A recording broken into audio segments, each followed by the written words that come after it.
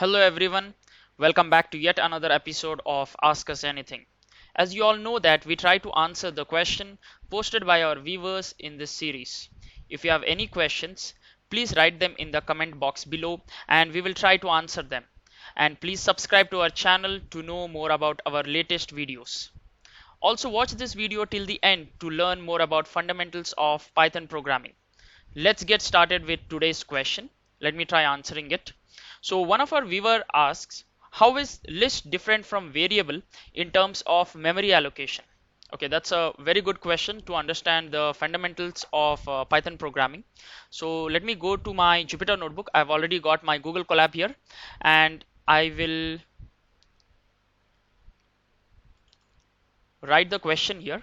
Okay, let me give the heading tag so that it comes in the form of heading. Okay, so now what I'll do is I will try to answer this question which is posed in by taking few examples. Okay, let me go a little bit in depth so that you can understand what exactly happens here. First thing is that you have to actually understand what is the function ID. So basically imagine you take any variable or you take any list, tuple, dictionary, whatever you take.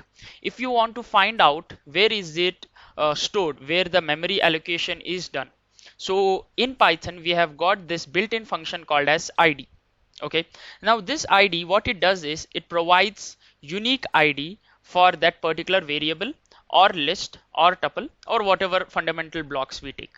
Okay, so now what we'll do is we will take a variable and we will check what is the unique ID, and then we will try to do some implementation by taking another variable, and we will do the same thing with a list so that you can understand for yourself what is the difference between variable and list in terms of memory allocation. Okay, so let's get started. The first thing what I'll do here is let me go to second cell here and I will write say a. I'm taking one variable which I have named as a, and I will assign one value here. Let me assign the value of a as 10, and here I will write first variable which I have taken is a. Okay, this is what I do, and then if I write here say print of id of a. Okay, so it actually prints to me the unique ID of that particular variable. Okay, so I have got here the ID which is 784. The starting number, sorry, the ending number is 784. Let me just zoom in so that it is visible. Okay, not so much. This is fine. So I've got here the output 10914,784. This is the output which I am getting. Now what I'll do is in the same cell, okay, I will take one more variable. Let me name that variable as say b.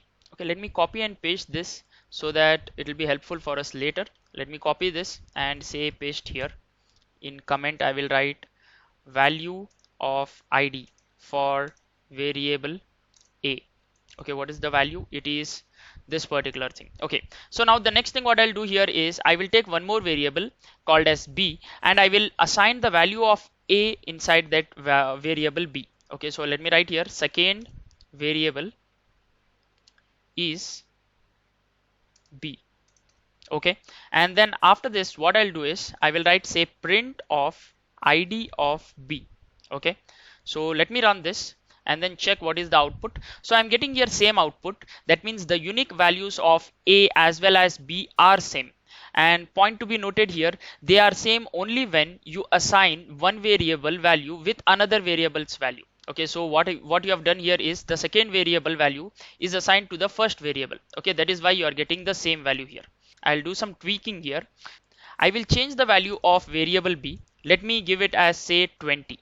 Okay, this is what I will do, and then after I give it as 20, I will print once again what is the value of a.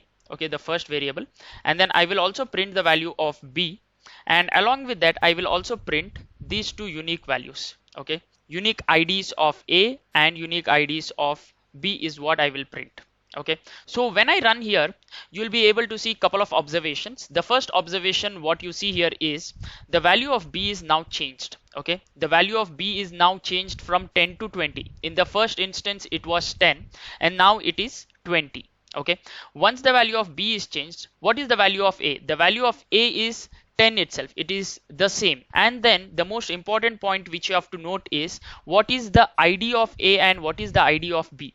if you see here, the ID of A is also same because A is not changed. Okay, this is very important. But then the ID of B, the unique ID of B is changed now because the value of B is changed. Okay, this is how variables work. All right, so this is how basically any variable work. Okay, now let's go to list and let us check how list work. I will do the exact same demonstration by taking a list, and I will take first one list and then I will check the ID, and then I will take another list. I will assign the previous list value to a new list. So let me write here in heading, say, let me give text. Okay, and then here I will change list assignment. Okay, let me run here, and then here the first thing what I'll do is say list 1. Okay, and here I will write, say, the value of list 1 as 1 comma 2 comma 3 comma 4. As you know that list contains more than one value, so I've written here list of this particular thing. The next thing what I'll do is I will print the ID of list 1. What is the value of list 1? Sorry, what is the unique ID of list 1 is what I will print. Let me run it here, and you will be able to see that one big number is generated. Let me copy this number. Okay, and then here after this immediately I will add one more cell, and I will write in comment, say, ID of list 1. Okay, what is the value of this particular thing? Let me paste it here. So it is ending with 2024. Okay, let me remember this. Now the next thing what I'll do here is I will write, say, list 2, and I will assign the value of list 2 to list 1. This is what I do. Then the next thing I will print the ID of list 2 also. Okay, so let me run this, and then you will be able to see that, okay, now the value of list is changed, but then it is still the same. So both the list values, okay, let me just change here. Whenever you rerun the cell, the value of list also changes. So let me put it here, the list number what I'm getting. Okay, so I get here, say, 1406, and then long number, it ends with 704. Okay, this is the output what I'm getting. So far so good, right? So here I have taken two values of variables, and then I have assigned one variable to another variable, and the output what I get, it is matching, right? So both the values are same. Here also I'm getting both the values are same.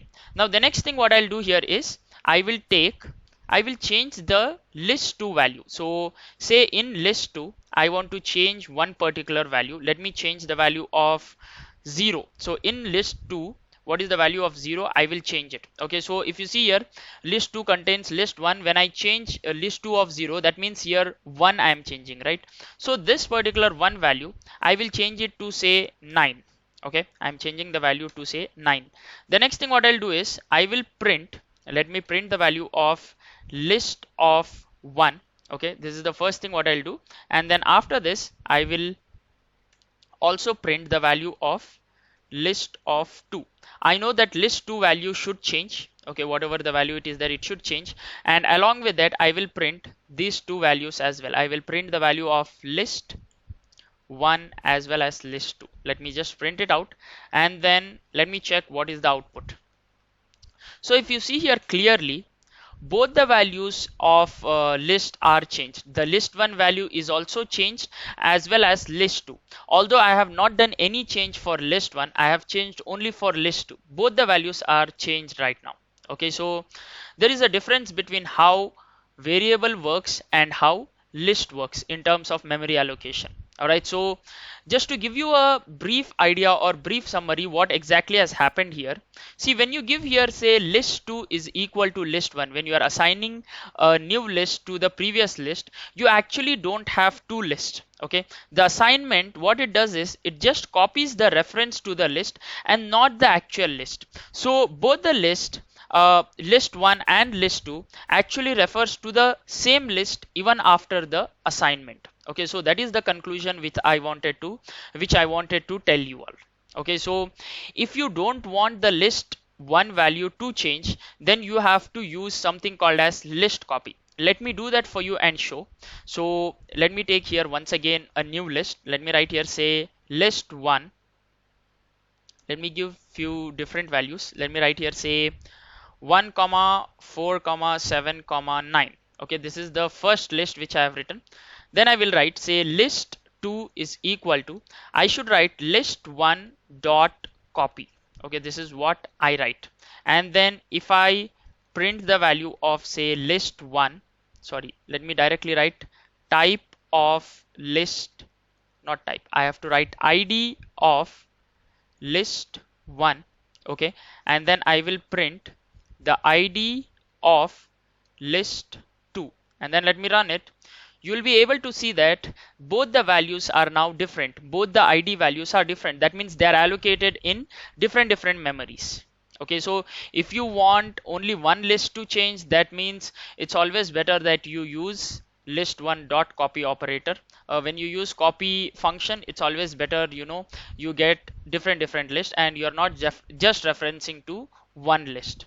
Okay, so I hope that answers your question, and if you have any more questions like this, please do write in the comment window. We will be happy to help you out.